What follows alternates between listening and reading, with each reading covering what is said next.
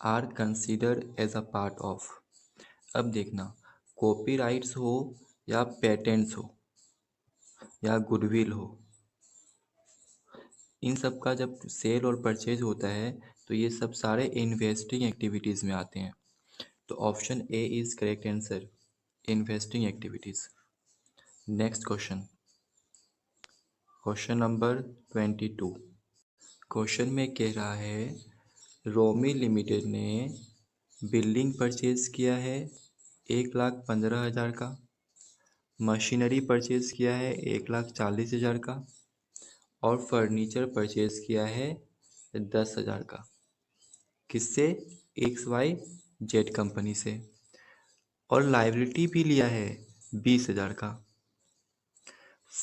For a purchase consideration of rupees 3,15,000। यानी रोमी limited को total पे करने हैं 3,15,000। दे paid the purchase consideration by issuing 12% debentures of ₹100 each at premium of 5%. What will be the number of debentures issued by Romi Limited? अब देखो, number of debentures निकालने के लिए हम ऊपर में रखते हैं परचेज कंसिडरेशन और नीचे में रखते हैं इशू प्राइस।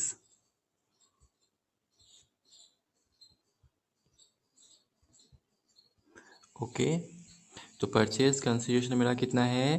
3,15,000। और इशू प्राइस कितना है? 100 रुपीज़। तो फेस वैल्यू है 5% प्रीमियम पे इशू कर रहा है, यानी कि 100 रुपये का 5% होता है 5 रुपया, यानी कि इशू प्राइस मेरा है 105, 105। इसको सॉल्व करेंगे तो आ जाएगा 3,000। Option C is correct answer. Next question, question number 23। Securities premium reserve can be utilized to return excess money received on application? नहीं। To write off preliminary expenses? हाँ। To issue partly paid bonus share? नहीं, fully paid bonus share होता है। For premium paid on redemption of debentures of preference shares? हाँ। For buyback of shares? हाँ। तो option में क्या क्या आ जाएगा? बी, डी और ई। देखो जरा किसमें, option D is correct answer. Next question, question number 24। What are different types of debentures from the view point of registration? Registration के पॉइंट ऑफ व्यू से कितने टाइप्स के डिवेंचर्स होते हैं? भैया एक तो रजिस्टर्ड हो जाएगा और एक बियरर हो जाएगा। तो बी और ई, बी और ई किसमें है? Option C is correct answer. Next question, question number 25।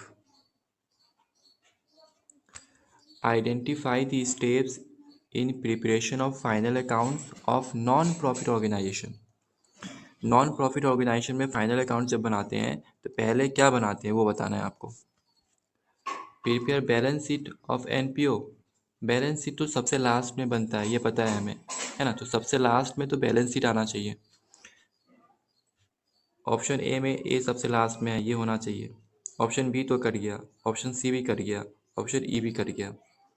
तो करेक्ट आंसर मेरा क्या हो जाएगा? Option A. अगला क्वेश्चन मैचिंग है। Sale of fix assets. अच्छा, फिक्स एसेट्स का सेल क्या होता है? इन्वेस्टिंग एक्टिविटीज़ होता है। और सेल हो रहा है तो क्या होगा? इनफ्लो होगा। तो इनफ्लो ऑफ इन्वेस्टिंग एक्टिविटीज़। तो ए का तो सेकेंड हो गया कंफर्म। तो ए का सेकेंड यहाँ पे ए में भी है, बी में भी है, सी में भी है। ऑप्शन डी तो कट गया। परचेज ऑफ गुडविल, ये भी इन्वेस्टिंग एक्टिविटीज़ है, लेकिन यहाँ पर आउटफ्लो होगा। तो outflow of investing activities B का 3, बी का 3 किस में है, यहाँ पे। तो ए कट गया, सी भी कट गया, तो option B is correct answer. अगला question, question number 27, identify the limitation of financial statement can be biased. हाँ, बाइस्ड तो होता है। एक एग्रीगेट इन्फॉर्मेशन मतलब क्या, कि ये ओवरऑल इन्फॉर्मेशन दे देता है, सारी चीज़ों का एक समरी बता देता है ओवरऑल, है ना। ये भी एक लिमिटेशन ही है। ओनली इंटेरिम रिपोर्ट्स, सिर्फ इंटेरिम रिपोर्ट्स बताता है, ये भी एक लिमिटेशन ही है। तो ऑप्शन में 3-3 करके ही दिया हुआ है, तो एक तो ए कर लो, एक सी हो जाएगा, एक डी हो जाएगा। ए सी डी का कॉम्बिनेशन देखो कहाँ है, ऑप्शन बी में है, तो option B is correct answer. अगला question, question number 28, what are the different types of liquidity ratio. Liquidity ratio में क्या आता है, एक करेंट रेशियो आता है और एसिड टेस्ट रेशियो आता है, बस। तो बी और E, option B is correct answer. अगला question, question number 29, identify the components of equity. अच्छा, इक्विटी का कौन कौन से कंपोनेंट्स होते हैं, money received against share warrants ये होता है, वर्किंग कैपिटल नहीं होता, शेयर कैपिटल होता है, रिजर्व एंड सरप्लस भी होता है, कैश रिवेन्यू फ्रॉम ऑपरेशन नहीं होता। तो ए सी डी किस में है, ऑप्शन डी में है, तो option D is correct answer. अगला question, question number 30, identify the correct sequence of current assets in companies balance sheet. यानी बैलेंस शीट में जो हम करेंट एसेट लिखते हैं ना, तो किस सीक्वेंस में लिखते हैं वो बताना है। बिल्स रिसीवेबल नहीं, देखो सबसे पहले तो करेंट इन्वेस्टमेंट आता है ना। जिन बच्चों का किया हुआ होगा उसे पता होगा, ये रट लेना है आपको, ये सीक्वेंस रट लेना है। सबसे पहले करेंट इन्वेस्टमेंट होता है। अब देखो ऑप्शन में ई कहाँ है सबसे पहले, ऑप्शन ए में तो है नहीं, ऑप्शन बी में भी नहीं है, ऑप्शन सी में भी नहीं है, तो option D is correct answer. अगला question, question number 31,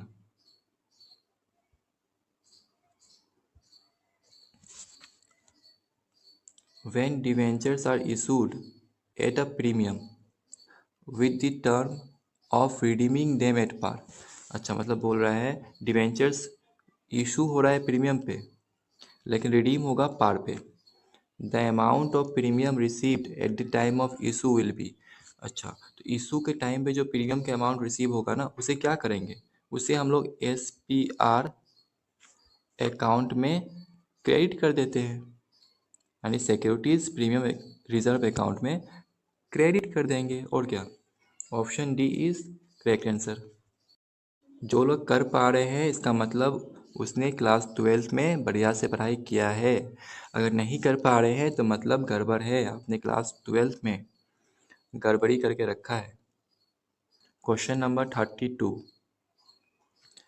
while preparing common size balance sheet each item of balance sheet is expressed as percentage of. किसको परसेंटेज में एक्सप्रेस करते हैं कॉमन साइज बैलेंस शीट जब बनाते हैं तो, टोटल एसेट्स और टोटल लायबिलिटी को। Option D is correct.